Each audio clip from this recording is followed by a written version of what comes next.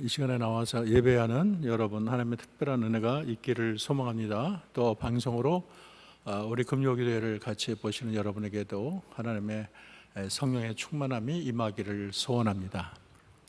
여러분 잘 아는 세계 2위의 갑부 워렌 버핏이 자기 재산의 85%인 374달러, 74억 달러, 그러니까 우리나라 예산의 6분의 1에 해당하는 36조를 사회에 공헌을 했다 그래서 참 대단했죠. 근데 이 워렌 버핏이 2000년부터 새로운 어떤 제안을 했는데 점심을 같이 하는 거예요. 워런 버핏과 점심을. 그런데 이것은 수익금을 통해서 빈곤 퇴치를 위한 비영리 조직인 글라이드 파운데이션에게 기부하기 위한 것이었습니다. 근데 이게 점심을 먹으면 그냥 하는 게 아니고 점심 먹는 비용을 내야 되는데 이게 2억 5천만 원이에요. 여러분 2억 5천만 원 내고 워런 버핏과 식사할 수 있겠어요? 그런데 이 낙찰된 사람은 투자 펀드의 관리자인 모니시 파브린이라는 사람이었어요. 그래도 굉장히 또 그 이후에도 이 워런 버핏을 신봉하는 자죠. 파브리는 워런 버핏을 신봉하고 자기의 멘토로 여기는 자예요. 그래서 그에게 받은 가르침은 돈으로 환산할 수 없다, 그렇게 말을 합니다. 이 워렌 버핏은 1958년 고향 네브라스카주인 오바마에 31,500달러, 그러니까 3,500만 원 주고 산 집에서 지금도 살고 있습니다. 그리고 12달러 이발소에서 머리를 깎을 만큼 굉장히 검소하게 사는 것으로 유명하지요. 이러한 그를 고향 사람들은 오바마의 현인, 그렇게 불러요. 아까 말한 것처럼 이 워렌 버핏가 식사를 하면 2억 5천을 줘야 된다는데 어쨌든 그것이 빈곤 퇴치를 위해서 또 사용되니까 참 아깝지가 않습니다. 근데 놀라운 것은 2012년에 점심의 경매가가 35억까지 치솟기도 했어요. 세상에서 이렇게 영향력 있는 사람, 또 지혜로운 사람, 성공한 사람, 존경받는 사람과 점심만 같이 먹어도 그게 몇억, 몇십억의 가치가 있다니 참 대단한 것이죠. 그런데 여러분 생각해 보십시오. 워런 버핏보다 천배 만배 지혜로우시고 이 세상의 최고의 경영자이신 하나님, 이 세상에 무슨 돈만, 물질만 관여하는 게 아니고 이 세상 전체 삼라만상을 경영하시는 하나님, 세상을 지으시고 우리 인간까지 창조하시고 또 이 세상에서 나를 가장 사랑하셔서 자기 아들을 십자가에 내어주기까지 사랑하신 그 하나님과 가까이 한다면 이것이 얼마나 좋을까요? 워렌 버핏과 하나님은 물 한 방울과 바다와 비교가 안 되는 것처럼 비교조차 할 수 없는 것이에요. 오늘 본문에서 하나님께 가까이함이 내게 복이라, 이게 얼마나 좋은지 모르겠어요. 여러분 죽을 때까지 잊어서는 않는 아주 성경이 주는 명표가 바로 이것입니다. 따라합시다. 하나님께 가까이함이 내게 복이라. 네, 이 말을 늘 여러분 되뇌기 바랍니다. 누구보다도 전지전능하시고 만유를 창조하신 하나님을 가까이 하는 것, 이게 복이죠. 반면에 하나님을 멀리하는 것은 망하는 것이라고 오늘 성경은 말을 하고 있습니다. 이런 북극과 남극에는 만년설이 있는데요, 그 이유는 이 태양과의 각도가 멀어져서 태양빛이 닿는 그런 양이 적기 때문이에요. 태양과 멀어지니까 얼어붙은 동토가 되는 거예요. 마찬가지로 우리의 마음과 환경이 얼어붙는 이유는 표면적으로는 여러 가지 이유가 있지만 근본적으로 들어가게 되면 하나님과 멀어지기 때문인 것입니다. 오늘 많은 성도들이 예배를 대수롭게 여기고 기도를 소홀히 하고 또 하나님의 말씀에 눈이 멀고 뜻대로 뜻을 알지도 못하고 뜻을 알아도 행치 않으니 참 우리의 마음이 얼마나 하나님부터 멀어진 것일까요? 누가복음 15장에 보면 탕자의 비유가 나옵니다. 철없는 둘째가 아버지가 멀쩡히 살아있는데 조기에 유산을 상속해달라. 어떻게 보면 굉장히 분에 넘는 말이지요. 아버지가 살아있는데 뭐 벌써 그렇게 상속을 원합니까? 자기 욕심을 챙기고 아버지는 안중에 없어요. 그러나 결국 아버지를 이기고 자기 몫을 가지고 유산으로 받아서 먼 나라에 가게 됩니다. 허람방탕하고 누가복음 15장 18, 13절 그 후 며칠이 안 되어 둘째 아들의 재물을 다 모아가지고 먼 나라에 가 허랑방탕하여 재산을 허비했다. 뭐 불을 보듯 뻔한 일입니다. 그렇게 둘째 아들은 아버지로부터 멀어졌어요. 행복했을까요? 절대 아닙니다. 아버지를 떠난 삶은 고달팠어요. 힘들었어요. 눈에서 눈물이 났어요. 그 많은 돈 다 탕진하고 벌었어요. 돈은 벌기가 어렵지 쓰는 건 얼마나 물쓰듯 쓰는지 모릅니다. 거기다 엎친 데 덮친 경우로 흉년이 찾아왔어요. 그러니까 먹을 것이 없어서 돼지가 먹는 쥐염 열매를 먹었다고 성경은 기록하고 있습니다. 그래서 그는 아버지를 멀리한 거, 철없을 때 아버지를 멀리한 게 얼마나 그게 고통스러운가를 뼈저리게 느끼게 된 것이죠. 누가복음 15장 21절에는 이렇게 고백을 합니다. 아들이 이르되 아버지 내가 하늘과 아버지께 죄를 지었사오니 지금부터는 아버지의 아들이라 일컬음을 감당하지 못하겠나이다 그랬어요. 그가 비록 아버지로부터 멀리 떨어져서 너무 고독하고 외롭고 바닥의 삶을 살았지만 방향을 탁 틀어가지고 아버지께로 한 걸음 한 걸음 가까이 나가겠어요. 어떻게 되었을까요? 아버지는 그날도 거리가 먼데 우리 아들이 언제 오려나 지켜보고 있었어요. 먼 데서 척 보고 알아보고 맨발로 달려오신 분이 아버지예요. 끌어안고 제일 좋은 옷을 입히고 가락지를 끼우고 얼마나 그 아들을 환대한지 모르겠습니다. 그리고 품꾼의 하나로 써달라는 그 말에 그게 무슨 말이냐? 내 아들이 죽었다가 살아났다. 나는 잃었던 아들을 다시 얻었다. 기뻐하고 소를 잡고 사람을 초청해서 잔치를 벌였다는 이야기가 얼마나 유명합니까? 아버지를 멀리했더니 참 불행했는데 아버지를 가까이 하니까 모든 것이 회복되고 축복을 누리게 된 것입니다. 그러면 왜 우리는 하나님을 가까이 할까요? 첫째는 우리는 하나님 없이는 살 수가 없어요. 여러분 생각해 보세요. 물고기가 물을 떠나 살 수가 없어요. 아무리 물 밖의 세상이 뭐 대단하고 가보고 싶고 물속에 없는 걸 많은 것을 볼 수 있지만 그 세계가 비좁다고 자기랑 안 맞는다고 물 밖을 나누면 나가는 순간 퍼득퍼득대고 죽겠다고 야단이. 그것은 물고기가 자기가 태생이 물속에 살도록 지어졌기 때문입니다. 공중의 새들도 마찬가지예요. 아무나 나는 게 아니에요. 새들은 날개가 있어서 공중을 자기 집처럼 편안하게 마치 물고기가 물속을 다니는 것처럼 새들은 하늘을 날 수가 있어요.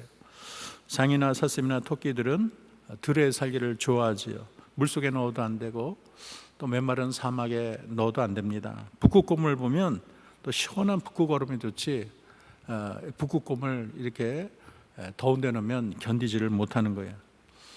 그런데 사막 같은 데는 또 낙타가 최고예요. 낙타는 아주 장시간 물을 안 먹어도 살 수가 있어요. 다 하나님이 거기에 맞게 그 사는 곳에 맞게 그의 모든 생김새나 체질을 만들어 주신 것입니다.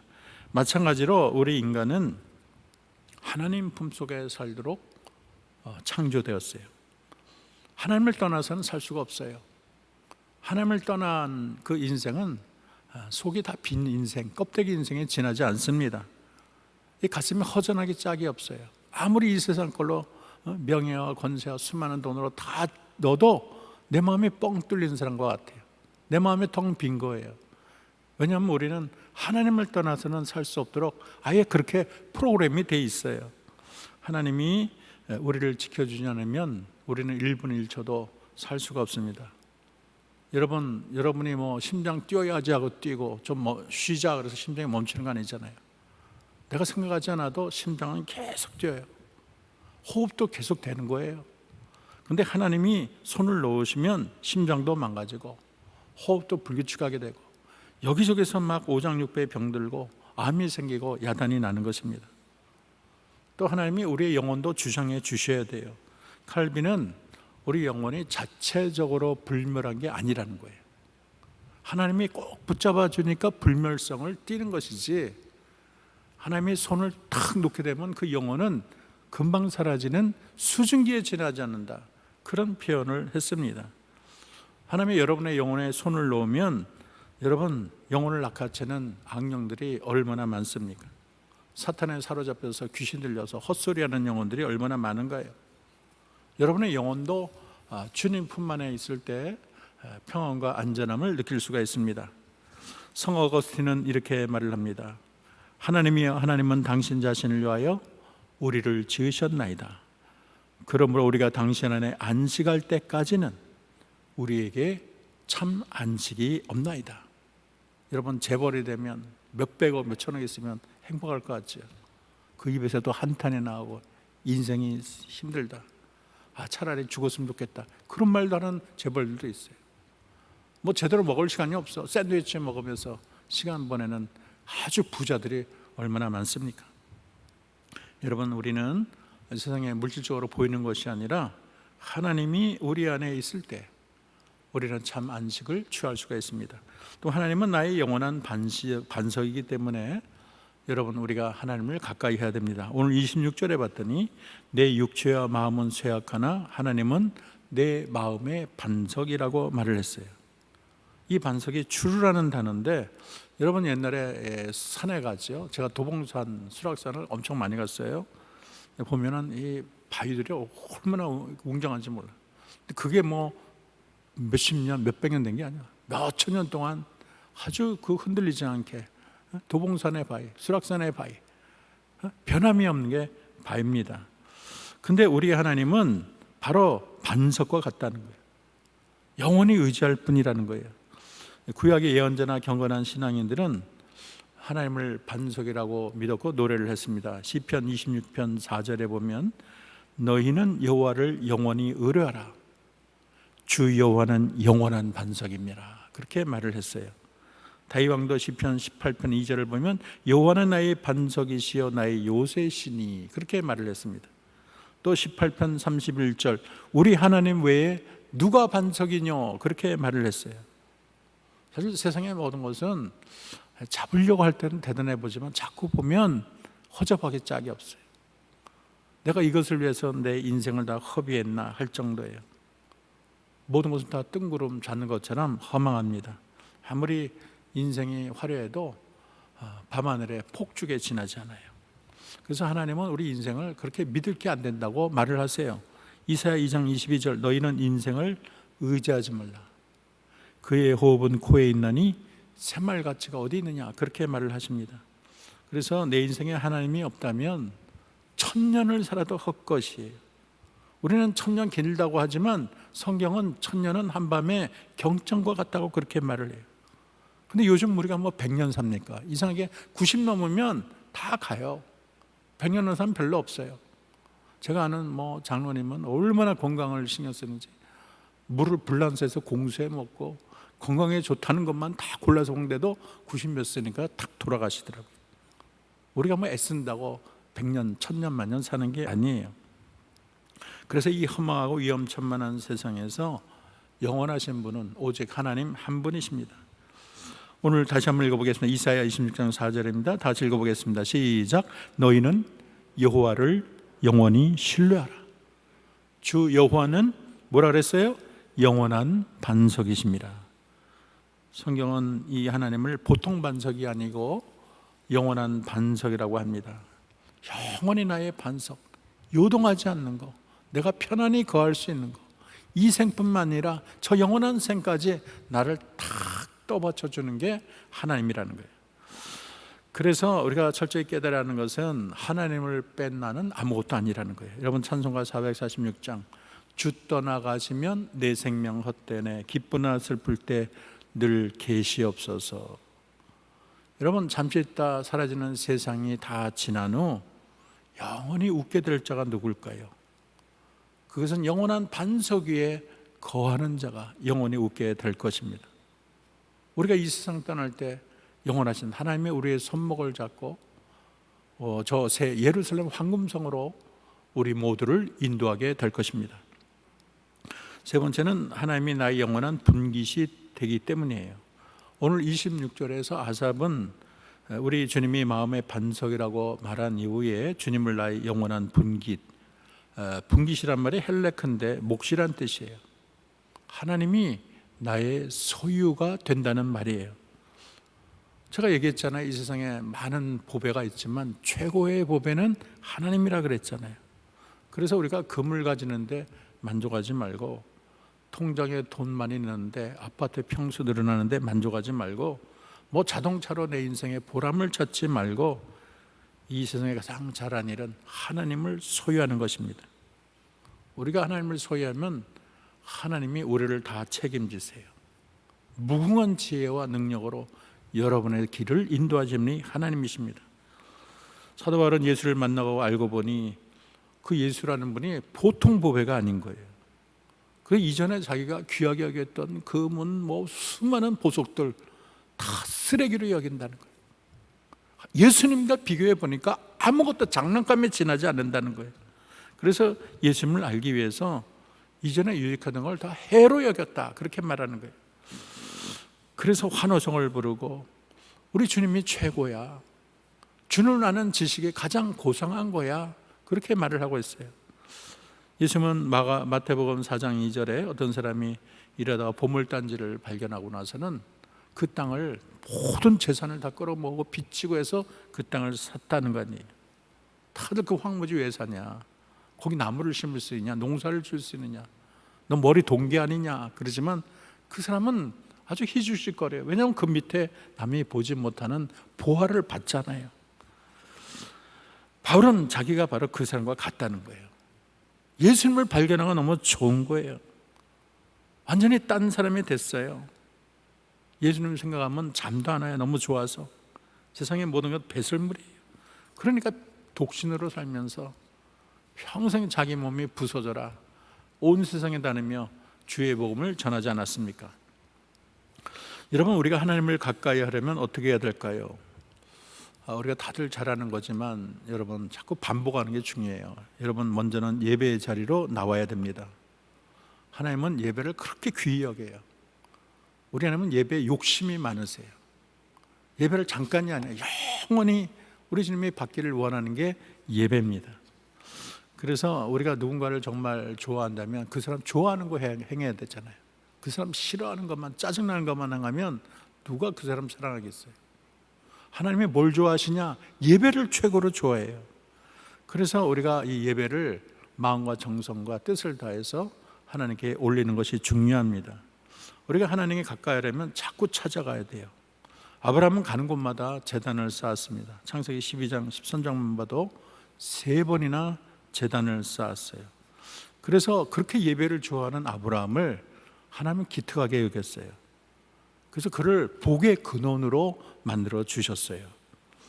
여러분, 우리가 교회에 올라가서 하나님 말씀을 듣지요, 묵상하지요, 자기의 신앙을 되돌아봅니다. 교회 안에서 자기 영혼이 살아납니다. 말씀을 들을 때 깨달음이 있습니다. 찬양을 할 때 자기 영혼이 춤을 춥니다. 그래서 이 교회를 가까이 하는 것이 하나님을 가까이 하는 거예요. 히브리서 10장 25절 다 같이 한 목소리로 읽어보겠습니다. 시작. 모이기를 패하는 어떤 사람들과 습관과 같이 하지 말고 오직 권하여 그날이 가까움을 볼수록 더욱 그리하자. 안 모여도 돼. 각자가 교회지. 교회는 건물에 지나지 않아. 뭐하러 모여. 그런 무교회주의자가 있는데 그건 성경의 생각과 맞지 않는 거예요. 모이기를 패하지 말라. 이게 주님의 명령이에요. 또 사도행전 2장 46절 봤더니 날마다 마음을 같이하여 성전에 모이기를 힘쓰고 집에서 떡을 떼며 기쁨과 순전한 마음으로 음식을 먹고, 그렇게 말을 했어요. 우리가 모이는 게 얼마나 중요합니까? 성전은 모여서 예배하라고 지어진 거예요.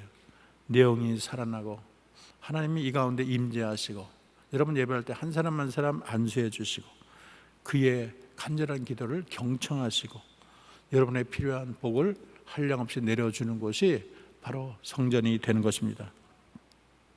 유럽교회를 가면 모이기를 패했는데요, 큰 교회인데 여기 앞에 할아버지 할머니 몇 개 딱 앉는, 제가 유럽 여행을 하다 보니까 왜 이렇게 텅텅 빈 교회가 많은지, 한때는 얼마나 사람들이 북적거리고 대단했는데 젊은이들, 이 학생들이 다 떠나갔어요.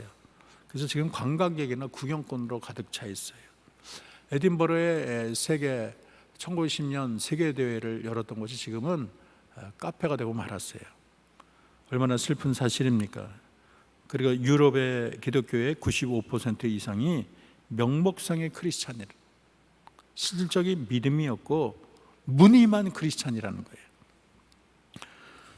유럽의 평균 개신교 출석교인은 3%, 복음주의자 1%, 그런 나라가 22나라나 된다는 거예요.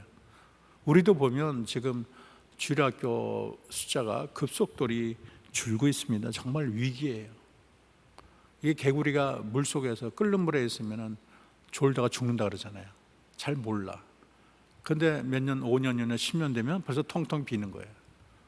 참 우리가 유럽 교회처럼 되지 않을까. 특별히 이 코로나 때문에 이제 성도들이 교회 안 나와도 되고, 이제는 뭐 방송으로 들으면 되고, 참 나올 수 있는데 뭐 이 핑계 저 핑계 되면서 안 나오는 분들 많잖아요. 이게 관습화되면 그것도 문제예요. 왜냐하면 교회가 할 수 있는 교육, 또 성도들의 교제, 이게 교회가 서로 살을 부딪히고 만나고 대화하면서 이게 풍성해지고 기쁨이 넘치고 은혜가 쏟아지는데, 교회는 텅 비어 있고 각자가 또 방송으로만 들으면 참 앞길이 막막합니다. 이것이 관습화될까 봐. 솔직한 심정입니다. 그래서 우리가 예배를 우선하고 모이는데 힘써야 되겠습니다. 참 이해가 안 가는 건, 식당 가는 데는 뭐 바글바글 대면서, 여러분 이번 잘 나가는데 보세요. 관광서울 뭐 이런 데 보세요. 잘 된 김치찜 전에 갔는데 얼마나 바글바글 되는지 몰라. 마스크도 안 해. 근데 아무도 걸릴까 봐 걱정하는 사람이 없어. 근데 우리 교회는 일주일에 한 번이잖아요. 주일날. 뭐 오면 수요일날, 금요일날, 새벽엔 많이 비잖아요. 아주 뭐 거리가 뭐 한 자리도 아니고 10자리씩 뛰어 있고, 그런데도 오지를 않아요. 이게 완전히 잘못됐어요. 지금 이제 마스크 쓰면 이게 다 여러분 마스크 쓰면 안전하게 다 입증되지 않았습니까? 가장 강력한 면역체제가 마스크 아닙니까? 마스크 거리 쓰면 아무 문제 없는데 어떤 면에서는 핑계일 수 있어요. 건강하고 아무 문제 없는데 교회는 뭐 병에 걸린다, 코로나 걸린다, 이런 잘못된 생각 때문에 이 교회들이 모이지 못하는 거 참 한탄스럽습니다. 두 번째는 하나님을 귀히 여겨야 되겠습니다. 나의 삶에 하나님 소중한 줄 알아야 돼요. 하나님은 자기를 귀히 여기는 자를 귀히 여기고 하나님을 우습게 여기는 자를 우습게 여깁니다. 엘리 제사장과 아들 홈리 비니아스는 하나님을 우습게 여기다가 온 가족이 다 죽고 말았어요. 우리는 하나님은 귀하게 여길 줄 알아야 됩니다. 하나님이 내 인생의 최고, 내 인생의 1번, 가장 내 인생의 최고의 자산은 하나님. 하나님과 나 사이에 끼어드는 게 있어서는 안 되는 거예요. 하나님을 보배에 사는 자는 하나님을 귀히 여기고 경외하는 것을 최고의 가치로 여깁니다. 이사야 33장 6절, 내 시대에 평안함이 있으며 구원과 지혜와 지식이 풍성할 것이니 여호와를 경외함이 내 보배니라. 얼마나 멋있는 말이에요. 여호와를 경외하는 게 내 보배래. 세상 사람들은 이해가 안 가. 너 뭐 그래 주일날까지 교회 가서 하나님 봤냐? 하나님이 뭐 너에게 떡을 줬냐? 돈을 줬냐? 몰라. 하나님을 몰라. 근데 우리는 하나님이 계신 거 아니까 하나님을 경외하는 거, 그게 우리의 보배라는 거예요. 여러분, 보배 되신 하나님을, 주님만을 우리가 가장 소중히 여겨야 되겠습니다. 또 주님 한 분만으로 만족해야 되겠습니다. 우리가 주님 귀한 줄 모르고 주님 한 번으로 만족을 못하니까 자꾸 눈을 기웃거리는 거예요. 다른 헛된 데 눈이 가는 거예요. 세상의 부귀 영화, 이게 주님보다 좋은 거예요. 그것이 나의 우상이 되는 거예요. 그래서 우리의 마음이 정말 하나님을 귀히 여기나, 말로만 그러나 내 마음이 하나님을 귀하게 여기나, 자기 자신을 냉철하게 바라봐야 되는 것입니다. 욥기 22장 24절 5절에서 엘리바스는 말을 합니다. 우리 다 같이 한 목소리를 읽어봅시다. 시작. 내 보화를 티끌로 여기고 오빌의 금을 계곡의 돌로 여기라. 그리하면 전능자가 내 보화가 되시며 내게 고귀한 은이 되시리라. 하나님을 가장 소중히 여길 때 주님이 나의 보배가 된다는 것입니다.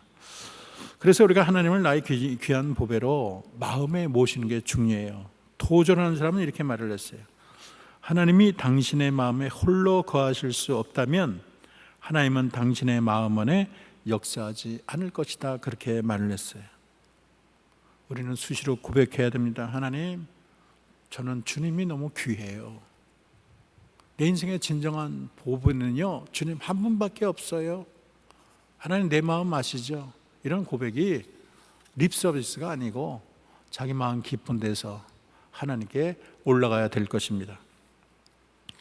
우리가 하나님을 가까이 하기는 또 방법은요, 하나님 뜻대로 사는 게 중요합니다. 요한복음 15장 14절을 보면 너희가 나의 명하는 대로 행하면 곧 나의 친구라. 친구가 가깝고 오래된, 가까울 친 오렐구 아닌가요? 가깝고 오래된 그런 사람을 친구 그렇게 말을 하지요. 근데 너희가 나의 명하는 대로 행하면 나의 친구라. 우리가 하나님의 뜻대로 행할 때 하나님의 친구가 되는 거예요. 하나님께 순종하는 게 중요합니다. 뜻대로 사는 게 중요해요. 하나님 뜻대로 안 살면서 사랑한다고, 하나님께 고통만 안겨주면서 주의 생명 바친다고, 그 말과 행실이 완전히 딴판이지요. 여러분, 하나님의 말씀에 순종하지 않는다면 하나님이 기뻐하지 않습니다. 사무엘상 15장에 보면 사울왕이 아말렉을 쳐가지고 원래 다 멸절하라 했는데 좋은 짐승들 남겨놨잖아요. 그리고 핑계댔잖아요. 하나님께 제사 드리려고 그런다. 이럴 때 사무엘상 15장 22절 23절에서 아주 경종을 울리는 말을 합니다. 우리 다 같이 한 목소리 읽어봅시다. 시작. 이는 거역하는 것은 점치는 죄와 같고 완고한 것은 사신 우상에게 절하는 죄와 같음이라. 왕이 여호와의 말씀을 버렸으므로 여호와께서도 왕을 버려 왕이 되지 못하게 하셨나이다 하니 사울이 사무엘에게 이르되 내가 범죄하였나이다. 내가 여호와의 명령과 당신의 말씀을 어긴 것은 내가 백성을 두려워하여 그들의 말을 청종하였습니다. 참 이제 기차가 지나갔어요. 순종하지 않았더니 참 이 사울은 인생이 아주 불쌍하게 됐습니다. 예수님은요, 누가복음 12장 47절에서 주인의 뜻을 알고도 준비하지 아니하고 그 뜻대로 행하지 아니하는 종은 어떻게 된다 그랬어요? 그러니까 하나님 뜻대로 안 사는 종은, 하나님 말 안 듣는 종은 많이 맞는다, 그렇게 말을 했어요. 많이 맞는데요. 또 예수님은 마태복음 7장 21절에서 나더러 주여 주여 하는 자마다 천국에 들어갈 것이 아니요 하늘에 계신 내 아버지 뜻대로 행하는 자라야 들어가리라, 그렇게 말을 했어요. 하나님 뜻대로 사는 게 얼마나 중요한지 참 이 말씀을 들으면 그 중요성에 대해서 다시 생각할 그런 필요가 없어요. 예수님은 말로만 순종해라 그렇게 가르친 분이 아니고 자기 자신이 하나님께 본질이 같잖아요. 그런데도 하나님 아버지에게 깍듯하게 순종을 했어요. 하나님 앞에 제일 깍듯한 분이 예수님이에요. 그래서 여러분 요한복음 6장 38절 읽어봅시다. 시작. 내가 하늘에서 내려온 것은 내 뜻을 행하려 함이 아니요 나를 보내신 이의 뜻을 행하려 함이라 그랬어요. 하나님은요, 자기 뜻대로 사는 종을 그냥 내버려 두지 않아요. 이 땅에 오신 예수님이 얼마나 하나님 뜻대로 살았는지 이렇게 말을 합니다. 요한복음 8장 29절 시작. 나를 보내신 이가 나와 함께 하시도다. 나는 항상 그가 기뻐하시는 일을 행함으로 어떻게 된다고요? 나를 혼자 두지 아니하셨느니라. 내가 하나님의 기뻐하는 뜻대로, 하나님 뜻대로 살려고 발버둥 치니까 하나님이 내가 혼자 두지 않을 거야. 내가 너와 함께 할 거야. 내가 너의 손을 꽉 잡을 거야. 얼마나 복된 하나님의 말씀인가요?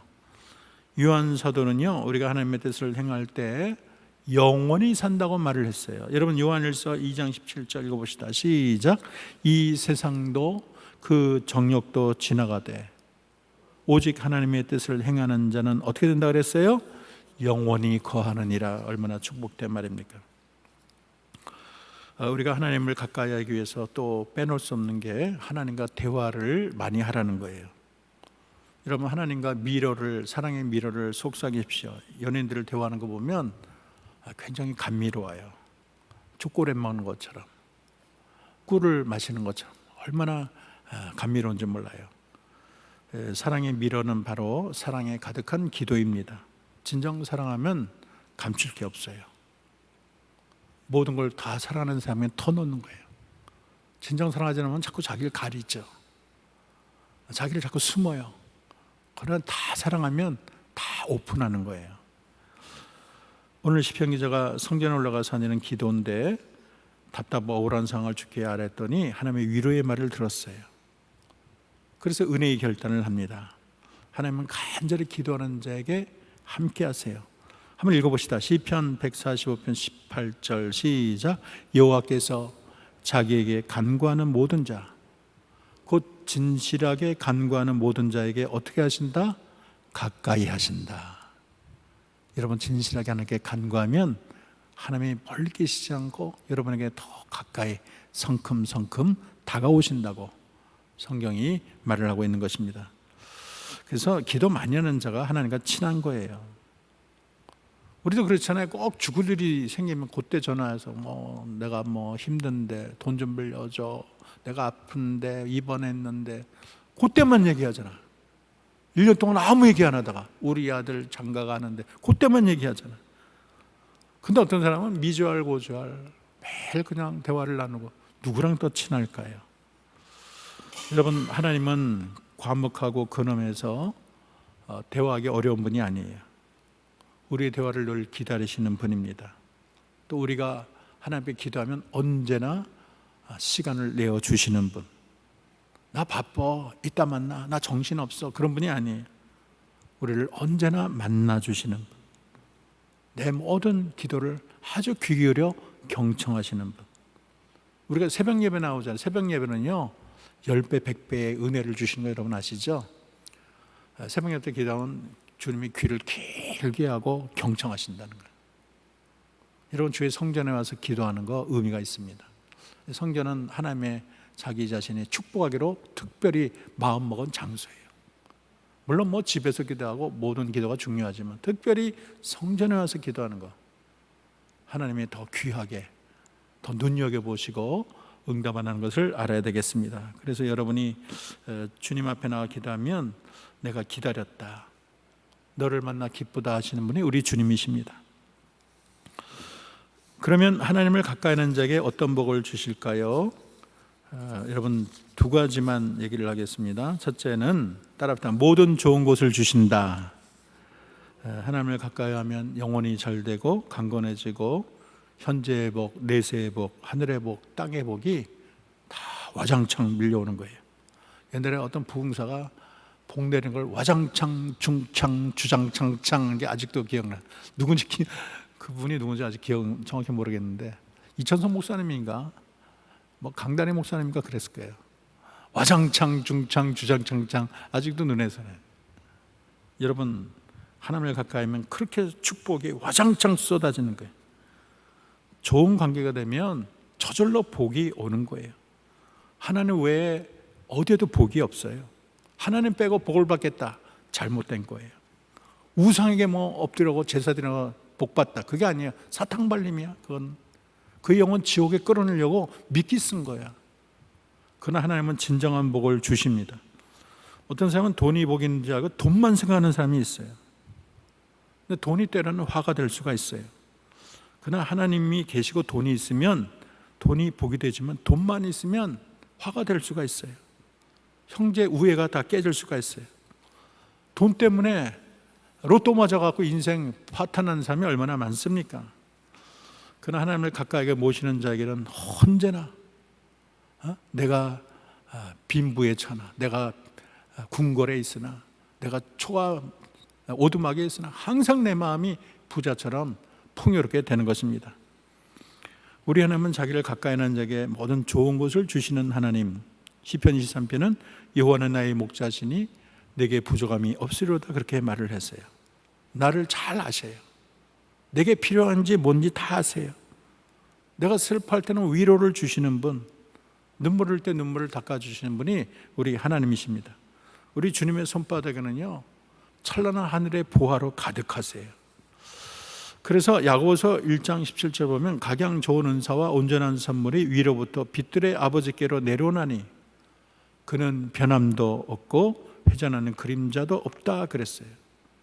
누가 이 좋은 것을 함께 할까요? 하나님을 찾는 자예요.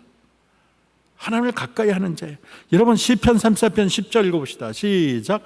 젊은 사자는 궁핍하여 줄일지라도 여호와를 찾는 자는 모든 좋은 곳에 부족함이 없으리로다. 젊은 사자는 왕이잖아요. 모든 동물들을 덮칠 수 있는 건데 그걸 이길 자가 없는데 젊은 사자도 궁핍해서 줄일 때가 있다는 거예요. 그러나 하나님을 찾는 자는 모든 곳에 부족함이 없다는 거예요. 얼마나 대단한 축복입니까? 시편 107편 9절 다 읽어봅시다. 시작. 저가 사모하는 영혼을 만족하게 하시며 줄인 영혼에게 좋은 것으로 채워주심이라. 이 땅에서 하나님을 부지런히 찾아요. 그러면은 이 생뿐만 아니라 영원한 세상에서도 하나님이 좋은 곳으로 넘쳐날 줄로 믿습니다. 마지막으로 우리가 하나님을 가까이 하면 가장 좋은 하나님도 여러분을 가까이 하십니다. 왜 하나님이 내게 가까이 안 오나 그러지 말고 여러분이 먼저 하나님을 가까이 하세요. 하나님을 찾으세요. 목회자들도 마찬가지예요. 목회자들도 성도를 가까이 해야 되지만 여러분들도 목회자를 좀 가까이 하세요. 목사님 차 한잔 합시다. 목사님 기도 좀 해주세요. 카톡도 좀 보내시고, 그리고 목사님이 카톡 보내면 좀 답장도 좀 하시고, 그렇게 교감이 있어야 되잖아요. 그런데 목사님은 너무 어려운 존재, 각각에 너무 먼 당신, 그러면 자기만 영적으로 손해예요. 하나님이 세워준 자를 존대할 줄 알아야 됩니다. 그래서 주의 종을 가까이 하는 게 복이에요. 여러분이 주의 종을 친근히 하세요. 보이는 종도 친근하지 못하면서 어떻게 보이지 않는 하나님을 친근히 한다고 하겠습니까? 잠언 8장 17절은 이렇게 말을 합니다. 나를 사랑하는 자들이 나의 사랑을 입으며 나를 간절히 찾는 자가 나를 만날 것이다. 얼마나 멋진 말인가요? 이게 사실이에요. 하나님도 자기를 찾는 자를 좋아해. 하나님도 자기를 사랑하는 자 좋아해. 하나님도 우리 인간과 비슷해요. 본체만치하고 당신이 대수냐 이런 사람, 내 주먹을 믿지 하나님이 어딨냐, 그런 사람은 하나님의 본체만치 하세요. 너는 니대로 가라. 너는 내 세상에 들어오지 마라. 아주 냉정한 분이 하나님이에요. 야고보 4장 8절은 다 같이 따라합시다. 시작. 하나님을 가까이 하라. 그리하면 너희를 가까이 하시리라. 우리 안은 인격을 가지신 분이라 하나님을 존중하는 자를 존중하고 하나님을 멸시하는 자를 멸시합니다. 그래서 이 아브라함 보면 아브라함을 나의 친구라 그랬어요. 참 대단한 말이에요. 저는 하나님이 굉장히 겸손하다고 생각해요. 사실 인간이 손톱에 때 만지도 못하죠. 우주에 비하면요 눈에 보이지도 않아요, 사람이라는 게. 그런데 나의 친구, 너는 나의 전부야. 널 위해 내가 죽을 수 있어. 얼마나 대단하세요. 우리가 하나님을 알면 알수록 그 놀라우신 사랑, 그 겸손함에 우리가 참 빠져들지 않을 수가 없습니다. 그래서 여러분, 하나님 앞에 가려면 무슨 말을 할까 부담을 가질 필요가 없어요. 하나님은 자상하십니다. 친근하십니다. 사랑과 긍휼과 용서를 베푸시는 참 좋으신 하나님이 되십니다. 마지막으로 여러분 남은 생에 가장 힘쓸 일이 무엇일까요? 제가 한역교회 온 이후로 굉장히 많은 분이 돌아가셨어요. 돌아갈 분 같지 않은데 다들 여기저기 성도들이 세상을 떠난 거 보면 참 인생이 길지 않다 이런 생각이 듭니다. 근데 사람이 착각을 하죠. 내게는 그런 순서가 오지 않는다. 최면을 걸어요. 그러나 분명히 나도 하나님 앞에 설 때가 올 것입니다. 그때는요, 세상에서 몇 점 맞았냐, 우리 가정에서 내가 몇 점짜리지, 직장에서 내가 어떤 존재지, 사회에서 내가 어떤 위치지, 아무 소용없어요. 하나님 앞에 설 때는 하나님과의 관계가 최고로 중요한 거예요. 인생의 성공은 돈 많이 번 게 아닙니다. 좋은 아파트, 좋은 재벌, 높은 대통령, 그게 중요한 게 아니고, 인생의 진정한 성공은 하나님을 가까이 하는 데 있어요. 참 쉬운 것 같지만 어려운 일. 남은 여생 여러분, 하나님을 가까이 하는 데 최선을 다해서 우리 하나님께 모든 성도들이 하나님의 큰 축복과 은혜를 누리는 귀한 교회 되기를 주의 이름으로 축원합니다.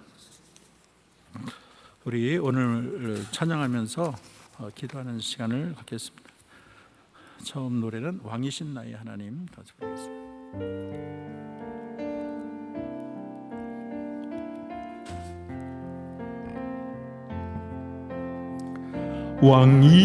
왕이신 나의 하나님, 내가 주를 높이고 영원히 주의 이름을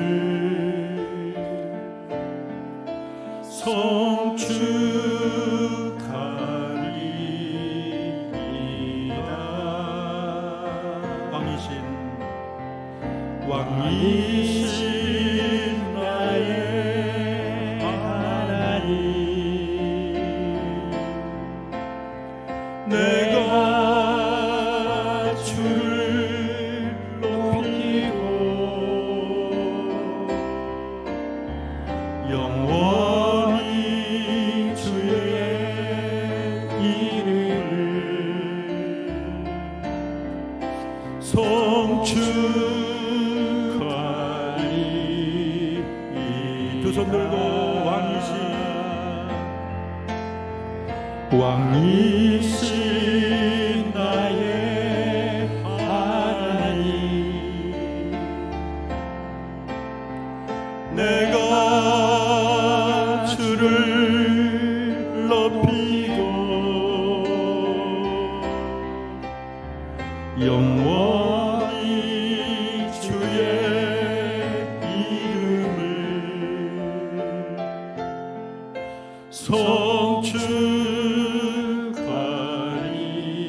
송축하리다. 하나 더 부를까요? 나 주님의 기쁨 되기 원하네.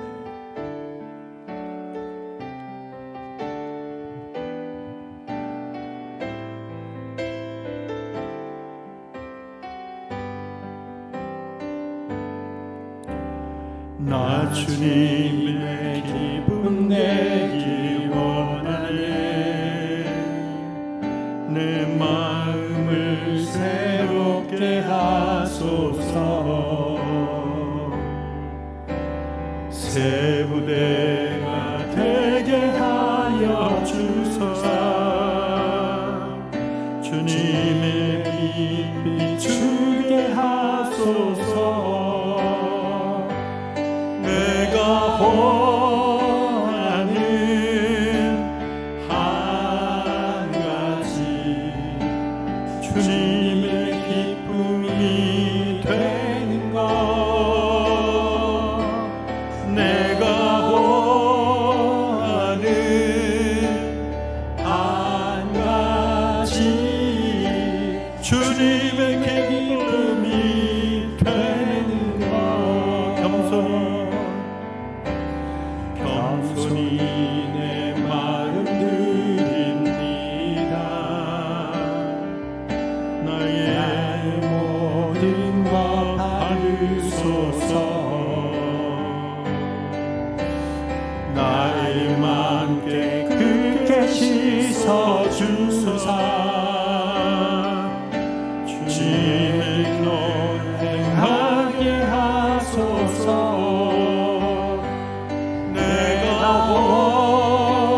원하는 한 가지, 주님의 기쁨이 되는 것. 내가